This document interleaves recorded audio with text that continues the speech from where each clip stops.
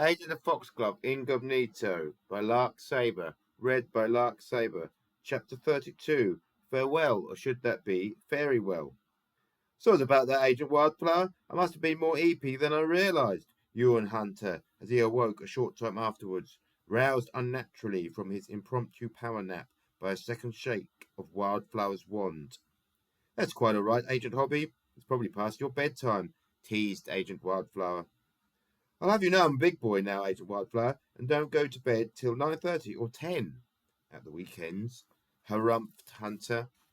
The pair of them exited the roadstall, which Agent Wildflower had parked inconspicuously at the bottom of the Hobby's garden, not too far away from the moleless molehill from which it had emerged only seconds ago.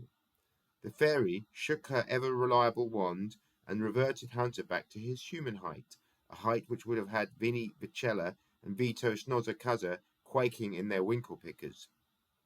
Agent Wildflower then fluttered up to Hunter's shoulder and perched upon it like a hummingbird with camellia feathers auditioning to be a pirate's parrot. Right, Agent Hobby, take me indoors with you and I'll reverse the spell on your family. Hopefully they'd have worked out how to use the cat litter box if the urge took them. Say, where's your Feyman specs, Agent Hobby? You got into the car without them.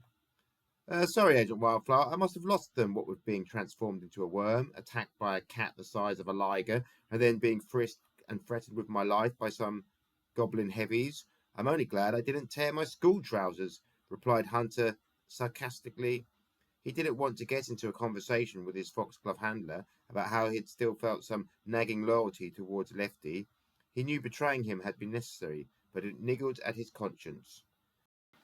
Yes, well, Dr. Nutkenstein has a whole box of them, and things invariably get lost on the job. You can't keep track of every little thing when you're trying to save the world. So, Agent Hobby, Puggerton X and I were talking, and we wondered if you would like some sort of reward for all the sterling undercover work and daring risks you've undertaken. A medal, perhaps. By this time, Hunter was in the back hall of the hobby house, Agent Wildflower chattering away on his shoulder, like a cartoon angel of conscience power dressing in pink. Hunter entered the living room and saw the cute, blue-eyed Siamese kitten, the wolf-eyed British Shorthair, and the fluffy white Persian all snoozing on the sofa together, a pocket lion pride every colour of the cat rainbow, except, ironically, Lion Tawny. And who was curled up at the centre of this purring heap of adorableness but an uncharacteristically sociable and deceptively innocent-looking Skullsy? Just make sure you don't transform Skullsy into a person by mistake, Agent Wildflower. I don't want some weird red-haired old geezer with a taste for grey-green goblin flesh sitting here on the sofa when my parents and Jarrett become human again. You'd have to magically mind-wipe them. A reward? Well, I don't want a medal, but there is one thing you can do for me. Hunter ran upstairs to his bedroom, Agent Wildflower juddering like a rodeo rider on his shoulder. But she didn't mind. She was an amateur stunt driver, after all. In Hunter's room, the boy found and presented a gadget comprising of a central screen with buttons and a short, knobbly joystick on either side. The screen was quite small compared to a human's TV, say, but it was the size of a home cinema to a fairy. This is my Nintendo Switch. It's broken. Lefty said that goblins sometimes go gremlining at night, and one of them might have done it. Can you fix it, Agent Wildflower? I can try, said the fairy, and waved her wand. The by now familiar, granular, golden glimmer of fairy dust briefly blanketed the switch. Righto, when you plug that in, Agent Hobby, it should work again. But remember, even fairy magic only has a year's warranty. Nintendo are the real wizards. She smiled. She smiled because she was pleased to reward the hard-working, risk-taking undercover agent, but also because it amused her how easily satisfied humans were with their silly technology.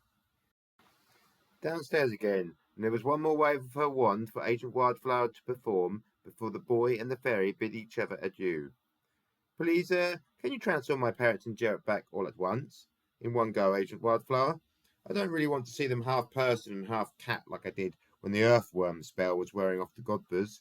Ooh, that'll give me nightmares tonight. So I'd rather not see my mum and dad as real-life fairies. Yes, of course, Agent Hobby. This will be a double spell. The moment they become human again, I'll become a pink moth, so as not to arouse their suspicions. So this will have to be very well, I'm afraid. Thanks for all your help, Agent Hobby. You're a brave and resourceful boy, and the human race is lucky to have you. Pass on my regards to Mr. Morrison, too. And keep hold of that mask. Perhaps one day we might have need of your services again. You've proven your mettle as a Fox-Glove agent, a legendary one, if I might be so bold. Next time you're at the bottom of the garden, keep an eye out. And by the way, be a love and open a window for me, will you? Will do. Goodbye, Agent Wildflower. And with that, a lopsided, lazy figure 8 of fairy dust enveloped both Agent Wildflower and the clouder of hobby cats purring contentedly on the sofa, though Hunter rushed to remove F.O.X.G.L.O.V.E from the scope of this glittering granular infinity symbol just in case. He also opened the living room window a notch as requested. Some subtle ambient chimes emanated from no direction in particular, to sing a duet of sound and light with the peppered plasma of fairy dust. And then there sat his parents and Jerop, his mum and brother, looking bewildered and spaced out, like they'd awoken from a most peculiar dream, whilst the pink moth, unremarkable except for its vivid colour, fluttered out of the window and into the chill November garden. Well, did we fall asleep? What a bizarre time to take a nap, and all together too. That dinner must have been heavier than I thought. Okay, boys, time for a late bath, said his mum, as she dragged herself off the sofa. Meow, said Jerop. Quite, said Mrs. Hobby. Surely we didn't have the same. Snorty, snurkle, craw. Snorty, snurkle, craw. Hunter's dad was fully human, too, but he didn't appear to want to wake up yet. He was snoring like a drain. F.O.X.G.L.O.V.E ambled back over from the other side of the lounge, apparently still slumberous as well. He jumped onto the couch and nestled at the summit of the cushion Mr. Hobby's back was slumped against, the cat draping its tail over Dad's forehead, like Mr. Hobby had a long orange fringe plait. To be fair, it wasn't unheard of for Dad to have a practice nap before bed, though him wearing a long orange fringe plait was a first. Leave your father be, boys, said Hunter's mum sympathetically, and went upstairs to run their late bath. Meow, repeated Jerop. That night, after Hunter showed his parents how his switch had miraculously started functioning again, chalking it up to an anti-gremlin, unaverse to midnight chores like a shoemaker's elf, the boy lay in bed and reflected over the past couple of days. He still had his F.O.X.G.L.O.V.E scaled up to the proportions of an amulet wearable for a human when Agent Wildflower had resized him. His mum had asked him about the strange piece of jewellery he was sporting when he got out of his school clothes ready for his bath. He had said a friend had given it to him, that it was a friendship necklace, which in a way was kind of true. The goblins weren't all bad, just mostly, and the fairies weren't perfect either, which was why an undercover agent sometimes had to do bad things for the right reasons. But he couldn't think of an instance where F.O.X.G.L.O.V.E had asked him to do a good thing for the wrong reason, only good and bad things for the right reasons. As long as an undercover agent was guided by the right reasons, he could be sure he was ultimately doing good, couldn't he? His tired mind carouselled with these confusing questions of good and evil, too profound for a 7 3/4-year-old lad. Before he knew it, he sank into a dreamless sleep, the well-deserved sleep of a justice doer, despite the fine line between valour and betrayal an undercover agent had to walk.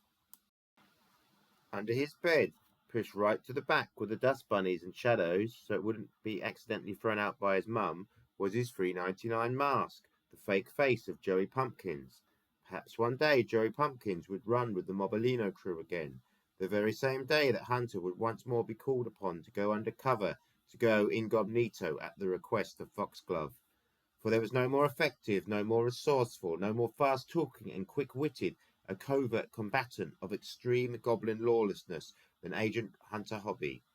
Why, the very fact we don't live on Stink Street, amongst the rats, alligators and body sludge, and Nintendo Switches all waterlogged, is down to him.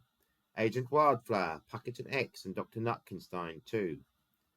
For though both Fadum and the human race owe F.O.X.G.L.O.V.E so very much, one might reflect that it's not only Godbers, but also squirrels with reason to lament the triumph of Agent Hunter Hobby and the Fairy Spy Agency. I guess the squirrels, those poor arboreal lab rats, could always hide from Dr. Nutkenstein in the sewers. Let's just hope they don't turn to crime.